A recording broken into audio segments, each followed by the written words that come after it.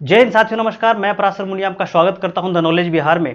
और जो मुद्दा अभी पूरे दुनिया में कोहराम मचा करके जो है बना हुआ है वो है इजराइल और गाजा पट्टी के बीच में जो कन्फ्लिक्ट हुआ है। इसमें आप देख रहे हैं कि कल रात से जिस प्रकार से इजराइल ने गाजा पट्टी पे इतनी हैवी बॉम्बिंग की है कि वहां पे बड़े बड़े मकान, बैंक वगैरह सब उड़ा दिए हैं।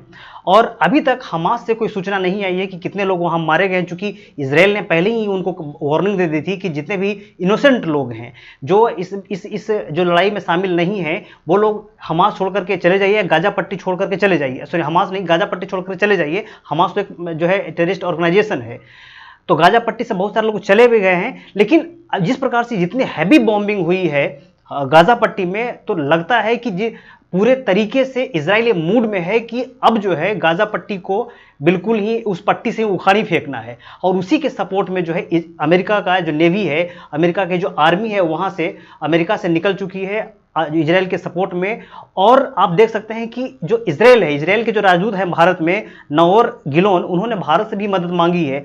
तो हम इन सभी चीज़ों पर विस्तार से चर्चा करेंगे कि आखिर में किस प्रकार से मदद जो है भारत पहुंचा सकता है इजराइल का, और किस प्रकार से दुनिया सपोर्ट करेगी इजराइल का, और कौन कौन से ऐसे जो देश हैं जो हमास को, यानी कि हमास मिलिशिया जो टेररिस्ट ऑर्गेनाइजेशन है, उसके सपोर्ट में है। तो इन सभी चीज़ों पर हम विस्तार से चर्चा करेंगे। तब तक हम देख लेते हैं कि जब अभी मैं वीडियो रिकॉर्ड कर रहा हूं, तब तक कहा जा रहा है कि लगभग 1100 लोग जो है मारे जा चुके हैं। लेकिन अभी ये पूरी तरीके से जो मतलब एक्चुअल आंकड़ा है वो नहीं है। अकेले लगभग 700 से ज़्यादा लोग जो है वो इजराइल में मारे गए हैं। और चूंकि अब टू फ्रंट वॉर हो गया है, एक तरफ जो है हमास मिलिशिया जो है इजराइल पे आक्रमण कर रहा है, दूसरी तरफ जो है लेबनान से भी इजराइल पे आक्रमण हो रहा है, और तीसरा फ्रंट जो है वो लगता है कि जल्द ही जो है सीरिया वाला खुलने वाला है।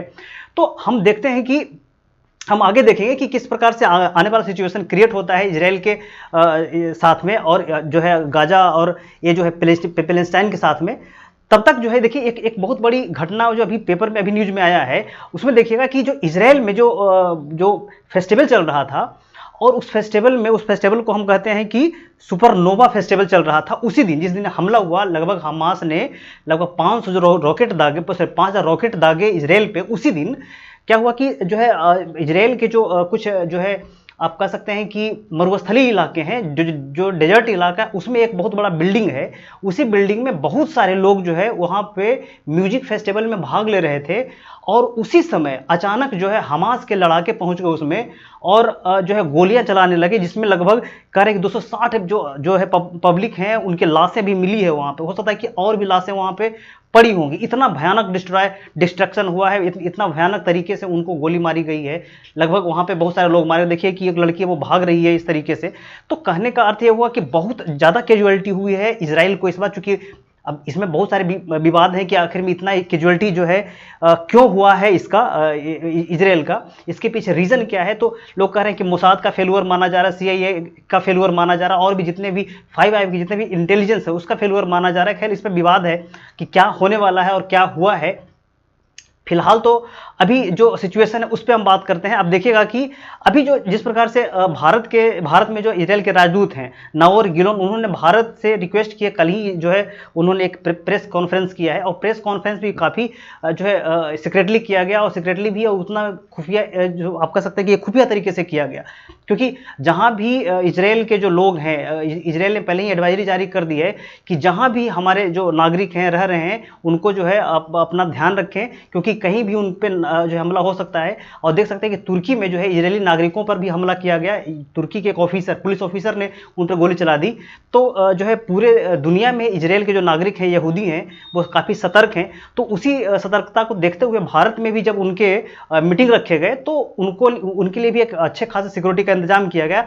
तो जो नाओर गिलोन है, उन्होंने कहा भारत से कि देखिए, भारत हमको 2 प्रकार से मदद कर सकता है, क्योंकि भारत को अच्छा खासा तजुर्बा है।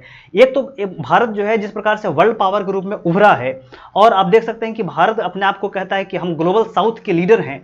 तो भारत का जो दबदबा है पूरे दुनिया में एक अलग स्थान रखता है, और भारत इस पे अपना जो है कुछ ना कुछ बड़ा एक्शन लेगा। भारत जो है कहीं ना कहीं वर्ल्ड पॉलिटिक्स में जो है एक प्रबल दावेदार है। तो भारत को इस रूप में देखा जाता है। दूसरा उन्होंने कहा कि चूंकि भारत एक ऐसा देश है जब से आज़ाद हुआ है, जब से उनको टेररिस्ट का सामना करना पड़ा है, भारत का एक अच्छा खासा तजुर्बा है टेररिस्ट जो आतंकवादी संगठन है उसको सामना करने का। भारत शुरू से ही, प्रारंभ से ही, जिस प्रकार से कश्मीर का मुद्दा उन्होंने कहीं ना कहीं इंडिकेट किया कि कश्मीर में जिस प्रकार से आतंकवादी संगठन जो एक्टिव है, उनका जो तजुर्बा भारत के पास है लगभग 75 सालों का है। इनको देखते हुए भारत के पास जो है लड़ने का तरीका जो बहुत अच्छा है, तो वो हमको इस प्रकार से मदद करेगा कि अब भारत जिस प्रकार से टेररिस्ट ऑर्गेनाइजेशन के बारे में हमेशा जो है अंतर्राष्ट्रीय मंचों पर इस बात को करता रहा है। लेकिन देखिए बात आती है तब जब यूरोपियन कंट्री के साथ कोई टेररिस्ट हमला हो जाता है, तब उनको टेररिस्ट नज़र आता है। और जब तक भारत ये कहता रहा है कि शुरू से कि भाई टेररिस्ट ऑर्गेनाइजेशन है और पाकिस्तान में इस प्रकार से चीज़ें होती है, तब तक किसी के कान पे कोई जू नहीं तक नहीं रेंगता। उसी प्रकार से अब देखिए कि इन दोनों चीज़ों को लेकर के इजराइल ने भारत को कहा है कि हमको आप सपोर्ट कीजिए। अब बात आती है कि भारत किस प्रकार से इजराइल का सपोर्ट करेगा, ये तो देखने वाला विषय है। फिलहाल जो जैसे ही वॉर स्टार्ट हुआ, जैसे ही इस प्रकार से एक्शन लिए गए, इस प्रकार के हमास ने इजराइल पे आक्रमण किया, तब उसी समय जो है आपने देखा कि तुरंत प्रधानमंत्री मोदी ने कहा कि हम इजराइल के साथ में हैं। अब किस प्रकार से साथ में है वो तो देखने का विषय है। अच्छा, भारत और इजराइल के बीच में ट्रिपल डी का मामला है। ट्रिपल डी क्या है? एक जो है डायमंड का अच्छा खासा व्यापार भारत के और इजराइल के बीच में होता है। दूसरा है डिफेंस, हम लोग जो है इजराइल से बहुत अधिक मात्रा में जो मिलिट्री इक्विपमेंट खरीदते हैं। और तीसरा है ड्रिप सिंचाई, जो हम लोग सिंचाई की तकनीक जो है इजराइल से बहुत अधिक मात्रा में जो है लाते हैं, आयात करते हैं। तो भारत का एक अच्छा खासा जो है मिलिट्री भी है, एग्रीकल्चर के रूप में भी है और व्यापार के रूप में भी उसका अच्छा खासा रिश्ता है। तो देखते हैं कि भारत किस प्रकार से मदद करता है, या फिर भारत जो कैजुअलिटीज़ को मैनेज करने के लिए सपोर्ट भेजता है। मिलिट्री तो हमें नहीं लगता कि भारत भेज सकता है, क्योंकि जैसी मिलिट्री अगर भारत भेजता है जिस प्रकार से अमेरिका ने भेजा है, तो एक अलग प्रकार के जियोपॉलिटिकल मूव हो जाएगा, एक अलग प्रकार के जो है भारत की विदेश नीति मूव कर जाएगी, क्योंकि भारत में भी एक largest amount of Muslim population रहता है। तो ये भी देखना पड़ेगा, क्योंकि हाल में भारत में जो है चुनाव है, तो इसको देखते हुए गवर्नमेंट हमें नहीं लगता कि इतना बड़ा एक्शन ले सकती है। खैर, ये तो भारत का विषय रहा कि भारत किस प्रकार से जाएगा, आने वाले समय में ही बताया जाएगा। लेकिन हाँ, जो है इजराइल ने तो कह दिया कि भाई हमको सपोर्ट की जरूरत है, और किस प्रकार से अब इंडिया सपोर्ट करता है, जो है भारत की सरकार किस प्रकार सपोर्ट करती है, वो तो देखने का विषय है। अभी तक कोई ऑफिशियल जो है ना ट्वीट आया है, ना कोई ऑफिशियल जो है कोई बातें निकल के आ रही है कि भारत इस प्रकार सपोर्ट करेगा। अब आते हैं देखिए कि उसी प्रकार से तो अब देखिए कि हाँ, अब आता है, अब अमेरिका है।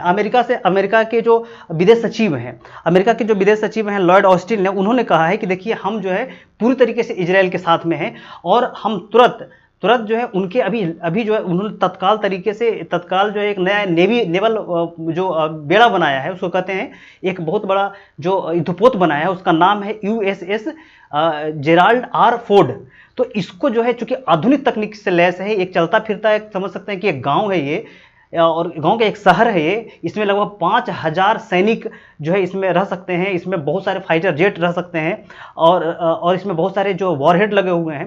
तो एक अत्याधुनिक जो है ये जहाजी बेड़ा है, इसको मूव करवा दिया है यहाँ पे। आप देख सकते हैं कि इस प्रकार से जो है ये इतना बड़ा ये जो कैरियर है, इसके पीछे बहुत सारे और भी युद्धपोत हैं।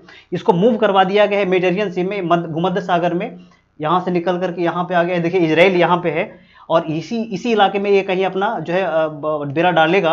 और आपको बता दूं कि जो है अमेरिका जो है कुछ दिन पहले इटली में जो है अभ्यास कर रहा था। तो अमेरिका के 2 जहाजी बेड़ा पहले से ही यहाँ पे थे, तो 2 ये हो गए, और एक फोर्ड जो है वो आकर के तीनों इस इलाके में कहीं अब जो है आर्मेनिया की तरफ में या फिर कहीं और भी मूव कर जाएंगे, यहीं पे रहेंगे इसके सपोर्ट के लिए। जैसे ही इजराइल को सपोर्ट की जरूरत होगी, वो जो है वो लोग रेडी रहेंगे। तो अब देखते हैं कि किस प्रकार से अमेरिका और इजराइल के बीच में जो टाई अप होगा, और भारत का मूव किस प्रकार से होगा, ये भी देखने का विषय होगा। और फिलहाल तो जो मतलब कि एक और नेता ऋषि सुनक, उन्होंने कहा है कि हम जो है इजराइल के साथ में हैं, जो भी इजराइल को जरूरत पड़ेगी, जैसे भी जरूरत पड़ेगी, हम उसको देने के लिए रेडी हैं। तो एक देखिए कि एक 2 ब्लॉक बनता जा रहा है। एक तो आप देख सकते हैं कि यूरोपियन कंट्री का ब्लॉक बनता जा रहा है, दूसरी तरफ जो है अलग मुस्लिम कंट्री जो है वो उनका ब्लॉक बनता जा रहा है। और इस खित्ते में खास करके पूर्व मध्य क्षेत्र में, ये जो मध्य एशिया का जो क्षेत्र, मिडिल ईस्ट का जो क्षेत्र है, जो अरेबियन क्षेत्र है, इसमें एक अलग जियोपॉलिटिकल मूव देखने को मिलेगा। हम इस पर एक जो लार्जेस्ट वीडियो लाने के लिए सोच रहे हैं कि किस प्रकार से इजराइल और हमास के बीच की जो युद्ध है, जो मिडिल ईस्ट का क्षेत्र है इसको किस प्रकार से चेंज कर सकता है और इस पर भारत पर क्या इम्पैक्ट पड़ेगा, इस पर हम एक वीडियो लाने के लिए सोच रहे हैं कि देखते हैं कि किस प्रकार से भारत के जो बढ़ती अर्थव्यवस्था है इसको मतलब कि एक बहुत जोरदार झटका ये है, क्योंकि आने वाले समय में तेल का जो खेल है वो भी शुरू हो जाएगा। और अभी चूंकि पूरी दुनिया जो है रिन्यूएबल एनर्जी पे ट्रांसफर नहीं हो पाई है, तो आप देख सकते हैं कि तेल का खेल शुरू होने वाला है फिर से। और जो व्यापारिक जो ये है जो रूट है इस पे भी एक चर्चा बनती है इस पे। तो हम इस वीडियो में फिलहाल इतना ही रखेंगे और जैसे ही कोई और इस पे अपडेट आएगा, हाँ एक मैं और बात